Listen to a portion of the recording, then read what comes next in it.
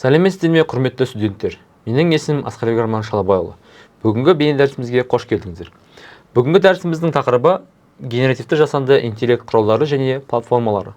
Өткен дәрісте біз генеративті жасанды интеллекттің не екенін, оның даму жолдарын, маркетингтегі рөлін қарастырған болатынбыз. Ал бүгінгі тақырыпта біз практикаға бір қадам жақындаймыз. Онда біз нарықтағы нақты құралдар мен платформаларды танып білеміз, олардан қалай жіктеледі, әрқайсысы қандай міндет атқаратынын, олардың қалай дұрыс таңдау керектігін қарастыратын боламыз.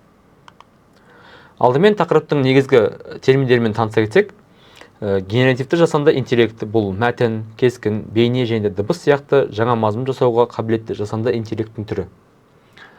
LLM, яғни үлкен тілдік модель, мәтінді түсінуге және генерациялауға арналған нейрондық желі. Промпт, модельге берілген нұсқау немесе сұраныс. Мультимодалды жасанды интеллект, мәтінді, кескінді, дыбысты және бейнені бір уақытта оңдай алатын жүйе. Ал диффузиялық модель бұл шу деректерін таза кескінді біртіндеп генерациялайтын алгоритм. Ол бес ұғым бүгінгі дәрістің негізгі тірегі болмақ. Енді құралдардың жіктелуіне тоқтала кетсек, 2022-2025 жылдар аралығында генеративті жасанды интеллект құралдары күрт өсті. Мәтін жазудың бейне монтаждауға, музыка композициясын графикалық дизайнға дейінгі барлық сала қамтылды. Слайдтағы схемада көріп тұрғандарыңыздай, құралдар 6 негізгі топқа бөлінеді. Мәтін генерациясы, кескін генерациясы, бейне генерациясы, аудио, музыка генерациясы секілді, сондай-ақ дизайн мен презентация құралдары болып жіктеліп тұр. Нарықтағы негізгі ойыншылар ол OpenAI, Google, Anthropic, Midjourney, Stability, Runway, Eleven Lab, Suno, Udio компаниялары. Ең таралған бағыт бұл мәтіндік генерациясы. Мұнда үш көшбасшы бар. Бұл біріншісі OpenAI компаниясы, оның ішінде ChatGPT платформасы, ол диалог жүргізуге, мақала жазуға және маркетингтік контент жасауға өте ыңғайлы. Екіншісі бұл Anthropic компаниясының Claude моделі. Оның ерекшелігі ол контекст терезесінің үлкендігі, бұл ұзын құжаттарды, мысалға, нарықтық зерттеуге есептердің толық талдауға мүмкіндік береді. Үшіншісі Google компаниясының Gemini платформасы. Ол мультимодальды қабілеттермен және Google'дың іздеу жүйесімен интеграциялануымен ерекшеленеді. Осы үш платформаның маркетологтың көзқарасымен салыстырып көрсек, кестеде көрсетілгендей ChatGPT жылдам жауап береді, пост, жарнама, хабарлама, контент жоспар жасауға таптырмас құрал. Ал Claude өз кезегінде үлкен көлемді құжаттармен тиімді жұмыс жасай алады. Оның зерттеу есептерін талдауға қолданған жөн. Ал Gemini бәсекелестермен талдауға және SEO контент дайындауға өте ыңғайлы. Есте сақтаңыздар, бір ғана ең жақсы платформа жоқ. Әр құрал нақты міндетке қарай талданады. Келесі топ бұл кескін генерациясы. Бұл құралдар диффузиялық модельдер және GAN технологияларына негізделген. Midjourney креативті суреттер мен көркемдік иллюстрацияларға маманданған және ерекше визуалды стилімен танымал. Ал DALL-E моделі ол ChatGPT мен тікелей интеграцияланған. Сіз қарапайым тілмен сипаттама берсеңіз, ол жүйе промпты өзі оңтайландырады.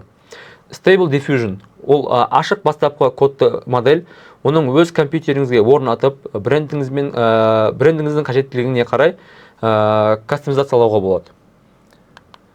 Енді біз бейне генерациясына келетін болсақ, бұл дыбыс және музыка генерациясында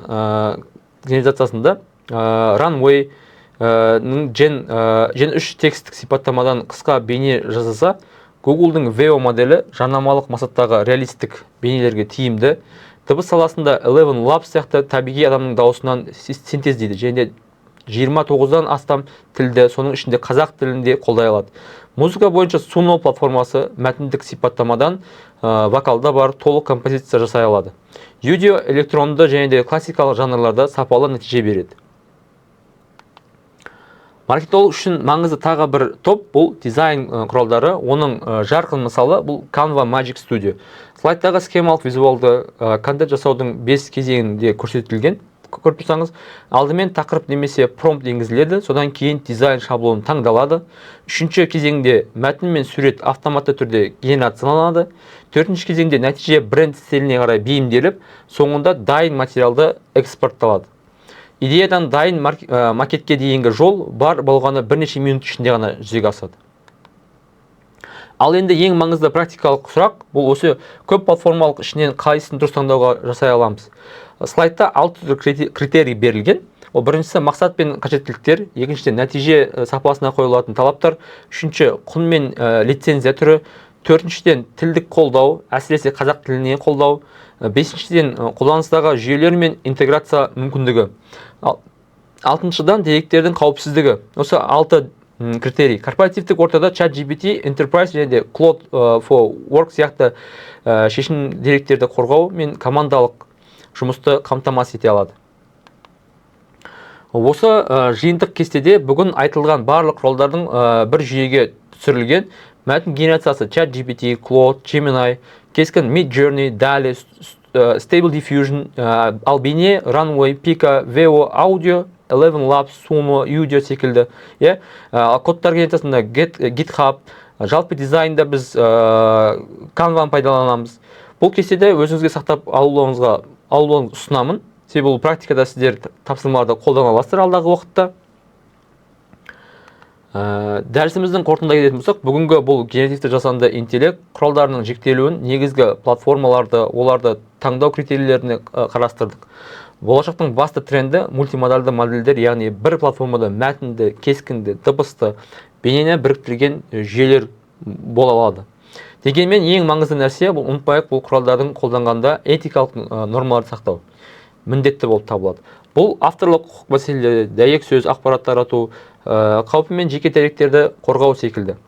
Ең бастысы бұл human in the loop қағидасы. Жасанды интеллект жасаған кез келген контентті адам міндетті түрде тексеру керек.